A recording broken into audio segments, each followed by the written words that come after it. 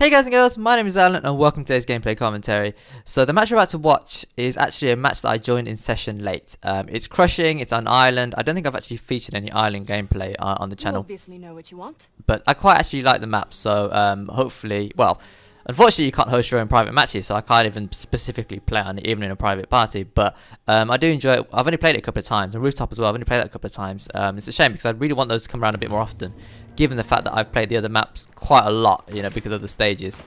So as you can see, I've joined the match. It's an hour and 8 minutes ongoing so far, and me and this other guy, or girl, I don't know, have joined the match pretty much at the same time. So the third player, I think his name's Booth, I can't remember, but he was there, or she was. They were there from I think the wave beforehand because of the number of kills they got.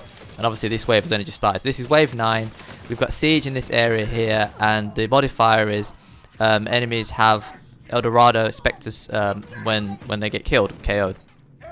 So it's a pretty tough modifier because obviously in siege you can't really leave the area, and if enemies are constantly rushing you, and in this game in particular, enemies on this particular siege wave were really aggressive. They were constantly rushing into the zone.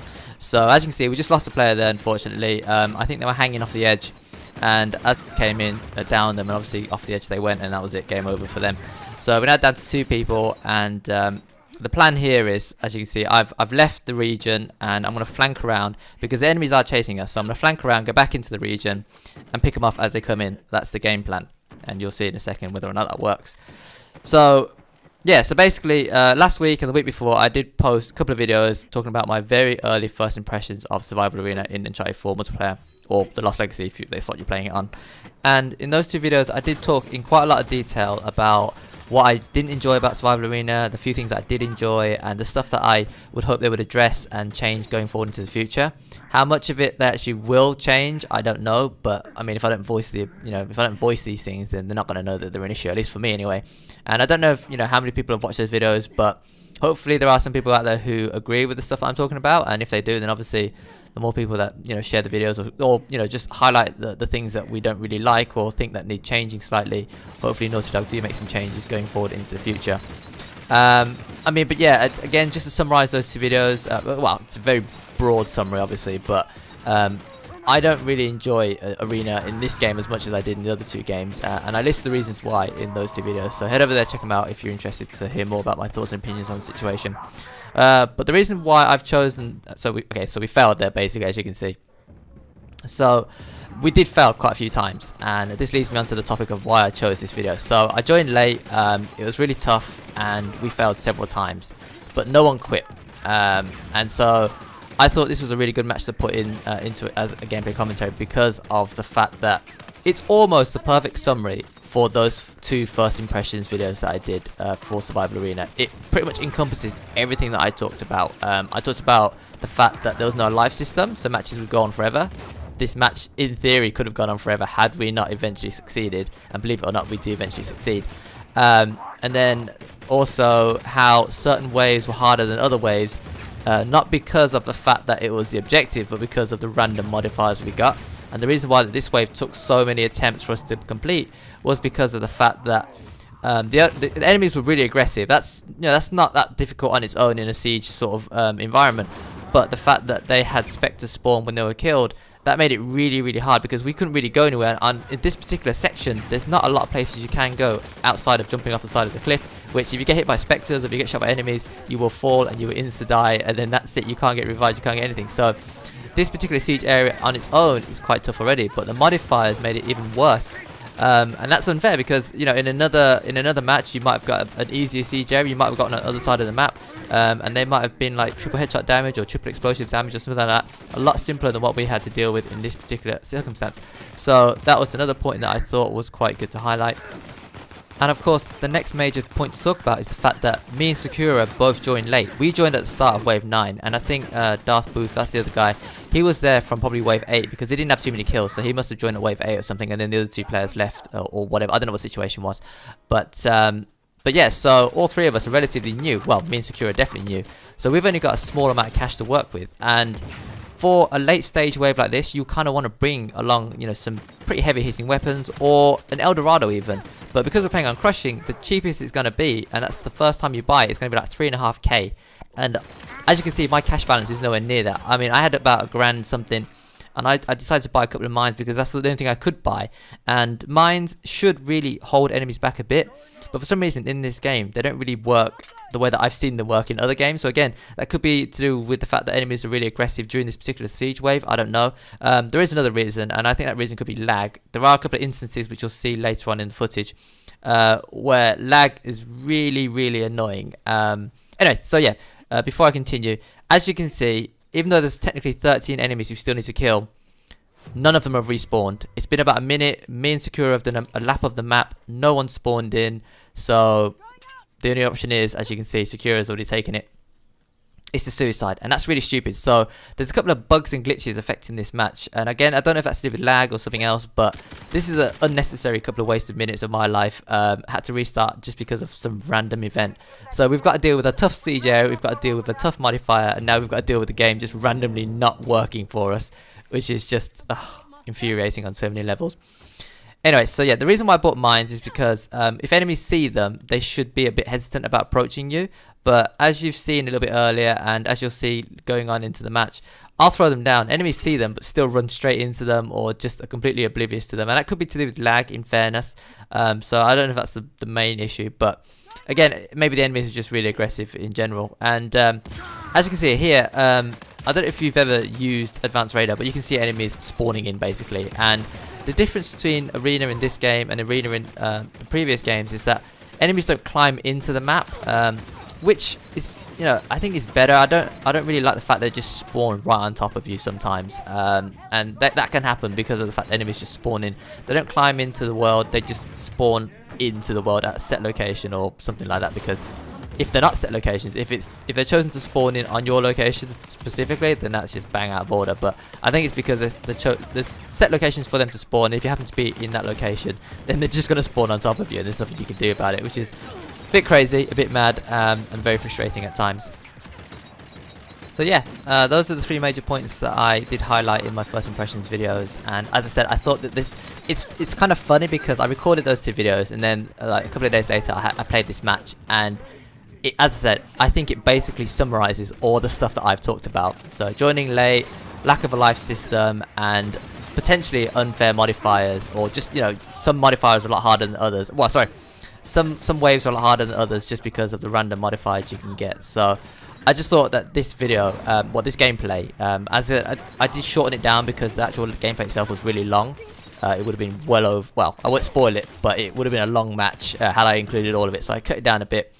Showed you a few of our failed attempts, and eventually obviously you'll see a successful attempt, and then you'll see what we got for wave 10 as well. So it's not technically a part 3, but I just thought as I said, it's a summary of those two videos in a gameplay, so you can see for yourself the situations I come across quite regularly, and what frustrates me about this game mode. So also there's a few points that I didn't really talk about in the first impressions video, and one of them was a good point actually, is that the shared cash system. So in Uncharted 2 and Uncharted 3, if you didn't land the final bullet, then all you got was an assist, and that was usually a fraction of what the target was actually worth, and it was a set fraction as well. So if you killed a light level troop, you got an assist value. If you killed a brute, you'd also get the same assist value for killing just that enemy, not the type of enemy, just an enemy. So that was really annoying, because if you put like 90% damage into the brute, and then some guy comes along and nades it once, and then he gets the kill, or she gets the kill, they would get the entire value and a medal, whereas you'd only get an assist, and that's all you got. Whereas in Arena, and again, in my wants and wish list a couple of years back, I did say that the best solution would be a proportion of the damage you dealt is how much you're rewarded. So if you did happen to land the final bullet, fair enough, you got the full value.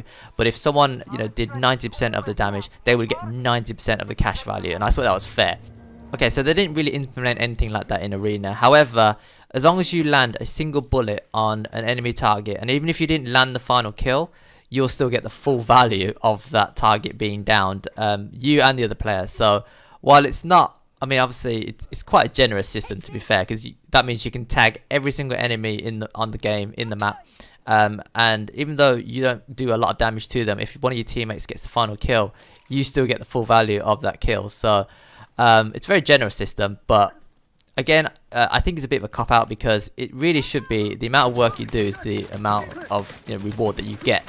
Whereas for some reason, well, as I said, it's a fairly generous system, so I can't complain too much. But I just think it's a bit of a cop out again from Naughty Dog, because they maybe couldn't come up with a better solution for sharing out cash, or divvying up the workload, proportionately, if you know what I'm saying.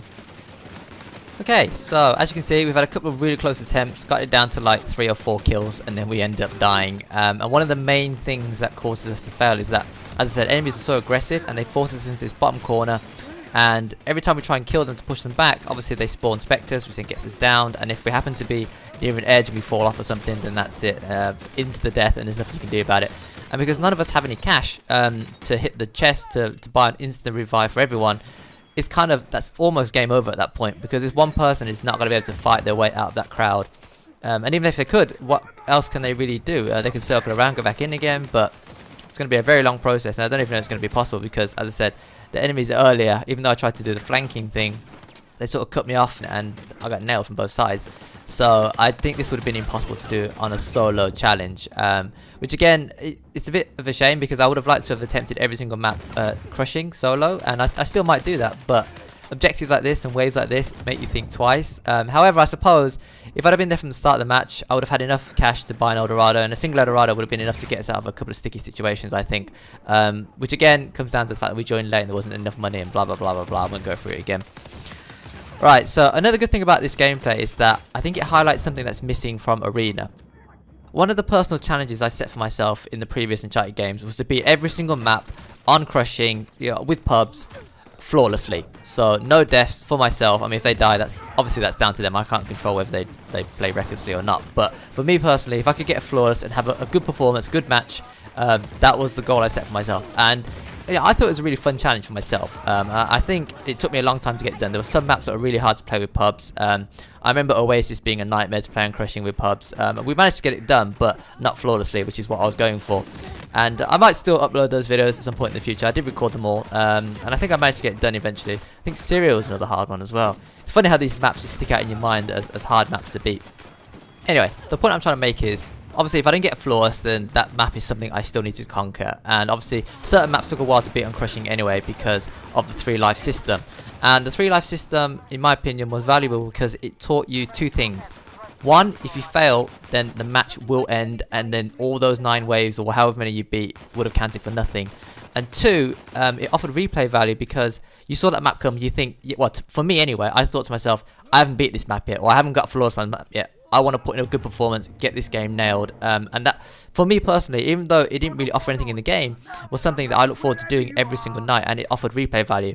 Whereas in Arena, the matches would just go on indefinitely, so you'll either eventually succeed, which is what we did in this match, or you rage quit and you're just annoyed and you don't want to play anymore. So I think having a lack of a life system, even though it might seem insignificant, does have a pretty big knock-on effect in the game. So I can't speak for everyone obviously, but for me personally, if I beat a map now, in my mind that map is beat because I've technically already beat it, and you don't even need to go for flawlesses because unless you actually die during the wave, if it's a restart it doesn't count as a death, but it really should in my opinion. But again, that's the lack of a life system.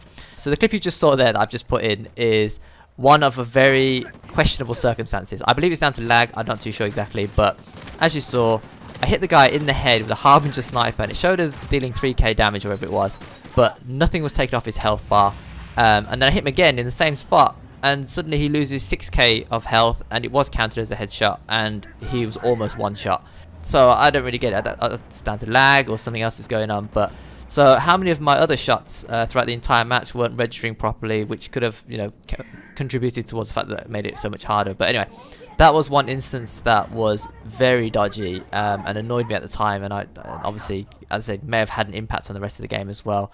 Right, so as you can see, unfortunately we didn't manage to take out the boss in one attempt. At the very start of the wave, I don't know if you saw it, but Darth Booth, I think he was trying to do the suicide trick to refill his ammo, but obviously he didn't jump off the cliff in time, so he actually counted as dead for the start of this wave, which is unfortunate. I don't use the suicide trick personally because that's not how I operate. I prefer the challenge of having to maintain a decent balance of cash, and as I said in previous videos, I'm happy to pick weapons off the floor and get good with those. So For me, it's just an opportunity to work with weapons that I don't normally work with, or improve my performance with weapons that I don't usually use very well. But anyway, so he suicided by mistake, and obviously it went down to 2 players, and then as you saw there, the boss teleported and spawned right on top of me as I was down, so Sakura couldn't come in to revive, and to make matters worse as well, he was dropping Indras everywhere. So I decided to try and go around the other side, and had Sakura made it to the other side, it's possible they would have been able to pick me up, but it doesn't matter, they got caught, and that was a wave restart. Yeah, so going back to the point I was talking about just before I started talking about all the other stuff, in that if you never fail anything, you don't have anything to overcome. So if you beat a map and it forces you to beat the map because it doesn't put in any sort of restrictions in terms of a life system, then once you beat the map, as I said, for me personally, in my mind, once I beat that map on crushing, that map is beat. Because I've got 0 next to my death tally, because of the fact the restart doesn't count as a death, again, in my mind, it's a flawless done on that map as well. So I guess it's a psychological thing for myself, but I don't know, I just, when you come across situations like this, it doesn't really entice me to want to play more, because I could be dropped into a match like this, and you know, while overcoming the challenge was pretty good, it was a great feeling afterwards.